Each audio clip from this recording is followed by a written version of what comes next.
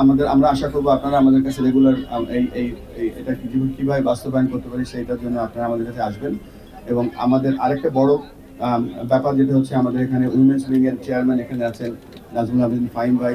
আমরা চাইবো ছেলেদের ক্রিকেটের সাথে সাথে আপনারা প্লিজ মেয়েদের ক্রিকেটটাও আপনারা সহায়তা করবেন। এবং মেয়েদের ক্রিকেটটা শুধুমাত্র মেয়েরা তো ভবিষ্যতে আমাদের মা হবে, এবং মা যখন জানবে ক্রিকেটের ভ্যালুসটা কত ভালো, সেই মা কিন্তু তার ছেলে এবং মেয়েকে সবসময় ক্রিকেট খেলতে সহায়তা করবে। এর ফলে আমাদের কিন্তু ক্রিকেটের যে পার্টিসিপেশন নাম্বার সবসময় বেড়ে যাবে।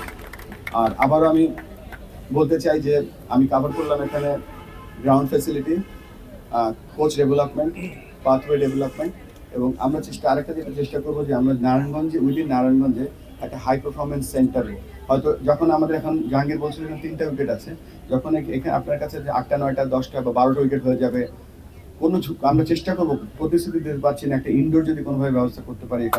এখানে আমাদের জেলা প্রশাসক মহোদয় আছেন, এখানে বিশিষ্ট ব্যবসায়ী মাসুদ ভাই আছেন, এখানে ফাইম ভাই আছেন, এখানে আমরা যদি একটা ছোটখাটো কোনো লো কস্ট ইনডোর করতে পারি এবং এই আউটডোর ফ্যাসিলিটিটা যদি ডেভেলপ করতে পারি, খুব অনায়াসেই আমরা একটা হাই পারফরমেন্স সেন্টার এখানে করতে পারবো।